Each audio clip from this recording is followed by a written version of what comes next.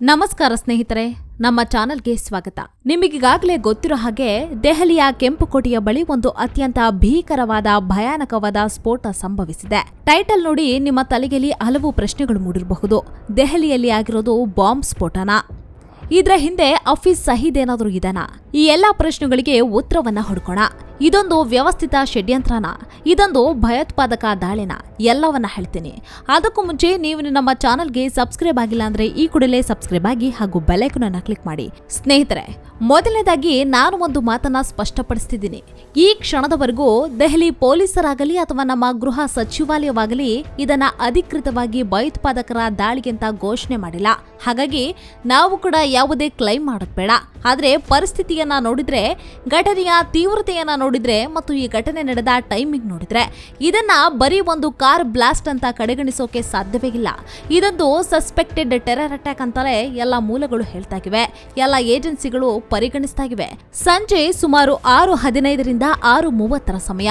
ಕೆಂಪುಕೋಟೆಯ ಬಳಿ ಇರುವ metro station ಇದೆಯಲ್ಲ, ಲಾಲ್ ಕಿಲಾ ಮೆಟ್ರೋ ಸ್ಟೇಷನ್, ಅದರ ಗೇಟ್ ನಂಬರ್ 1 ಹತ್ರ ಪಾರ್ಕಿಂಗ್ನಲ್ಲಿ ನಿಲ್ಲಿಸಿದ್ದ ಒಂದು ಕಾರ್ನಲ್ಲಿ ಈ ಸ್ಫೋಟ ಸಂಭವಿಸಿದೆ. ಸ್ಫೋಟದ ತೀವ್ರತೆ ಎಷ್ಟಿತ್ತು ಅಂದ್ರೆ ಅಬ್ಬಬ್ಬಾ, ಆ ಕಾರು ಸಂಪೂರ್ಣವಾಗಿ ಛಿದ್ರವಾಗಿದೆ. ಅಷ್ಟೇಗೆಲ್ಲ ಅದರ ಅಕ್ಕಪಕ್ಕ ನಿಲ್ಲಿಸಿದ್ದ ಇನ್ನು 3ರಿಂದ 4 ಕಾರುಗಳಿಗೆ ತಕ್ಷಣ ಬೆಂಕಿ ಹತ್ಕೊಂಡಿದೆ. ದಟ್ಟವಾದ ಕಪ್ಪು ಹೊಗೆ ಮೈಲುಗಟ್ಟಲೆ ಆವರಿಸಿದೆ. ಇದು ಅತ್ಯಂತ ದುಃಖದ ವಿಷಯ. ಇಲ್ಲಿವರೆಗಿನ ಲೇಟೆಸ್ಟ್ ಮಾಹಿತಿ ಪ್ರಕಾರ ಒಟ್ಟು 8 ಅಮಾಯಕ ಜನರು ಸ್ಥಳದಲ್ಲೇ ಪ್ರಾಣವನ್ನ ಕಳೆದುಕೊಂಡಿದ್ದಾರೆ ಮತ್ತು 24ರಿಂದ 25ಕ್ಕೂ ಹೆಚ್ಚು ಜನರಿಗೆ ಗಂಭೀರವಾದ ಗಾಯಗಳಾಗಿವೆ. ಅವರನ್ನ ಹತ್ತಿರದ ಆಸ್ಪತ್ರೆಗಳಿಗೆ ಸೇರಿಸಲಾಗಿದೆ. ಸಾವಿನ ಸಂಖ್ಯೆ ದುರದೃಷ್ಟವಶಾತ್ ಇನ್ನೂ ಹೆಚ್ಚಾಗುವ ಸಾಧ್ಯತೆ ಇದೆ. ಸಣ್ಣ ಪುಟ್ಟ ಗಾಯಗಳಾದವರಿಗಂತೂ ಲೆಕ್ಕವಾಗಿಲ್ಲ. ಈಗ ಕೆಲವರು ವಾದ ಮಾಡಬಹುದು, ಅಯ್ಯೋ ಅದು ಯಾವುದೋ ಸಿಎನ್ಜಿ ಕಾರ್ ಇರಬೇಕು, ಸಿಲಿಂಡರ್ ಬ್ಲಾಸ್ಟ್ ಆಗಿರುತ್ತೆ ಅಂತ. ಒಂದು ನಿಮಿಷ ಯೋಚನೆ ಮಾಡಿ, ಒಂದು ಸಿಎನ್ಜಿ ಬ್ಲಾಸ್ಟ್ ಇಷ್ಟೊಂದು ಭೀಕರವಾಗಿರುತ್ತಾ?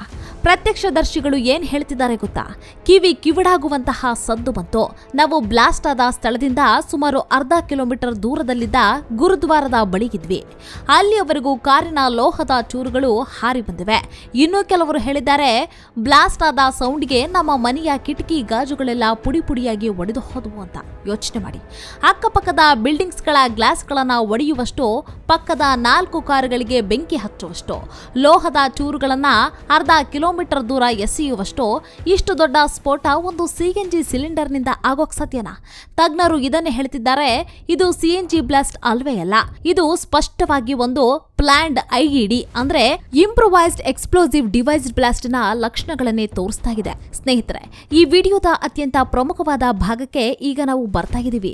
ನಾವ್ಯಾಕೆ ಇದನ್ನ ಸಸ್ಪೆಕ್ಟೆಡ್ ಟೆರರ್ ಅಟ್ಯಾಕ್ ಅಂತ ಪದೇ ಒತ್ತಿ ಹೇಳ್ತಾ ಇದ್ದೀವಿ? ಯಾಕಂದ್ರೆ ಇದರ ಟೈಮಿಂಗ್ಸ್, ಆ ಸಂಜೆಯ ಸ್ಫೋಟಕ್ಕೂ ಅಂದಿನ ಬೆಳಗ್ಗೆ ನಡೆದ ಇನ್ನೊಂದು ದೊಡ್ಡ ಘಟನೆಗೂ ನೇರವಾದ ಸಂಬಂಧ ಇರುವ ಸಾಧ್ಯತೆ ಇದೆ.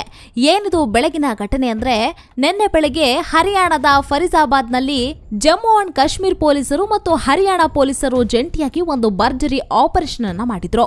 ಒಂದು ದೊಡ್ಡ ಟೆರರ್ ನೆಟ್ವರ್ಕ್ ಅನ್ನ ಭೇದಿಸಿದ್ರು. ಆದ್ರೆ ಅಲ್ಲಿ ಸಿಕ್ಕ ಆರೋಪಿಗಳು ಯಾರು ಗೊತ್ತಾ? ಅವರು ಸಾಧಾರಣ ಉಗ್ರರಲ್ಲ, ಅವರು ವೈಟ್ ಕಾಲರ್ ಟೆರರಿಸ್ಟ್ಗಳು. ಹೌದು, ನೀವು ಕೇಳಿದ್ದು ಸರಿ, ಇಬ್ಬರು ಡಾಕ್ಟರ್ಸ್ಗಳು. ಪುಲ್ವಾಮಾ ಮೂಲದ ಡಾಕ್ಟರ್ ಮುಜಾಮಿಲ್ ಶಕೀಲ್ ಮತ್ತು ಇನ್ನೊಬ್ಬ ಡಾಕ್ಟರ್. ಇವರಿಬ್ರು ಫರೀದಾಬಾದ್ನಲ್ಲಿ ಒಂದು ಬಾಡಿಗೆ ಮನೆ ಮಾಡಿಕೊಂಡು ವಾಸವಾಗಿದ್ರು.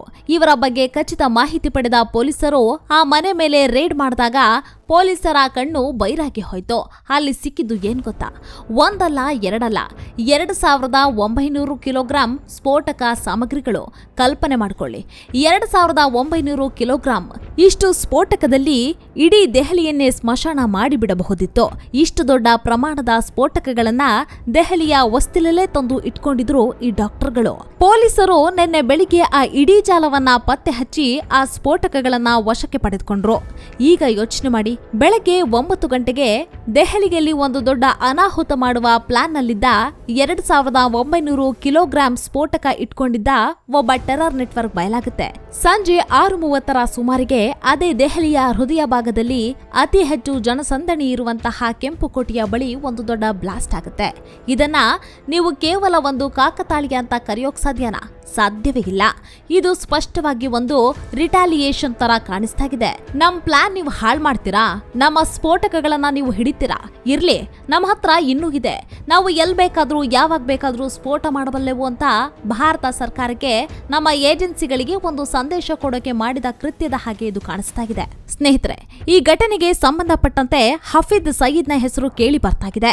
ಯಾಕಂದ್ರೆ ನೋಡಿ, ಇದು ಕೂಡ ಅಧಿಕೃತವಾಗಿ ದೃಢಪಟ್ಟಿಲ್ಲ. ಆದ್ರೆ ನಮ್ಮ ಗುಪ್ತಚರ ಇಲಾಖೆಯ ಉನ್ನತ ಮೂಲಗಳಿಂದ ಸಿಕ್ತಾಗಿರುವ ಮಾಹಿತಿ ಏನಂದ್ರೆ, ನಿನ್ನೆ ಬೆಳಿಗ್ಗೆ ಫರೀದಾಬಾದ್ನಲ್ಲಿ ಸಿಕ್ಬಿದ್ರಲ್ಲ ಆ ಇಬ್ಬರು ವೈಟ್ ಕಲರ್ ಡಾಕ್ಟರ್ಸ್ಗಳು, ಅವರು ಕೇವಲ ಸ್ಥಳೀಯ ಉಗ್ರರಲ್ಲ, ಅವರ ಹ್ಯಾಂಡ್ಲರ್ಸ್ಗಳು ಗಡಿಯಾಚೆ ಪಾಕಿಸ್ತಾನದಲ್ಲಿದ್ದಾರೆ. ಈ ಇಡೀ ಸ್ಲೀಪರ್ ಸೆಲ್ ನೆಟ್ವರ್ಕ್ನ ಹಿಂದೆ ಲಷ್ಕರ್ಗೆ ತೊಯ್ಬಾ ಸಂಘಟನೆಯ ಕೈವಾಡ ಇದೆ ಅನ್ನೋದು ಐಬಿಯ ಬಲವಾದ ಶಂಕೆ. ನಿಮ್ಗೆಲ್ಲ ಗೊತ್ತಿರೋ ಹಾಗೆ ಲಷ್ಕರ್ಗೆ ತೊಯ್ಬಾ ಅಂದ ತಕ್ಷಣ ನಮಗೆ ನೆನಪಾಗೋದು ಒಂದೇ ಹೆಸರು, ಅದರ ಸಂಸ್ಥಾಪಕ ಮುಂಬೈ ದಾಳಿಯ ಮಾಸ್ಟರ್ ಮೈಂಡ್ ಹಫೀದ್ ಸಯೀದ್. ಹಾಗಾದ್ರೆ ಬೆಳಗ್ಗೆ ಸಿಕ್ಕದ್ದು ಲಷ್ಕರ್ನ ಸ್ಲೀಪರ್ ಸೆಲ್, ಸಂಜೆ ಆಗಿರೋದು ಲಷ್ಕರ್ನದೇ ರಿವೆಂಜ್ ಅಟ್ಯಾಕ್ ಇರಬಹುದಾ? ಪೊಲೀಸರು ನಮ್ಮ 2900 ಕಿಲೋ ಸ್ಫೋಟಕವನ್ನ ಹಿಡಿದಿದ್ದಕ್ಕೆ ಪ್ರತೀಕಾರವಾಗಿ ತಮ್ಮ ಹತ್ರ ಇದ್ದ ಬೇರೆ ಸ್ಫೋಟಕಗಳನ್ನ ಬಳಸಿ ದೆಹಲಿಯನ್ನ ನಡುಗಿಸುವ ಈ ಕೃತ್ಯವನ್ನ ಹಫೀಜ್ ಸಯೀದ್ನ ಸ್ಲೀಪರ್ ಸೆಲ್ಗಳು ಮಾಡಿರುವ ಸಾಧ್ಯತೆ ಇದೆಯಾ? ಈ ಆಂಗಲ್ ಅನ್ನ ಈಗ ನಮ್ಮ ತನಿಖಾ ಸಂಸ್ಥೆಗಳು ಅತ್ಯಂತ ಗಂಭೀರವಾಗಿ ಪರಿಗಣಿಸಿವೆ. ಇದು ನಿಜವೇ ಆಗಿದ್ರೆ ಇದು ಭಾರತದ ಭದ್ರತೆಗೆ ಅತ್ಯಂತ ದೊಡ್ಡ ಎಚ್ಚರಿಕೆಯ ಗಂಟೆ ಆಗಲಿದೆ.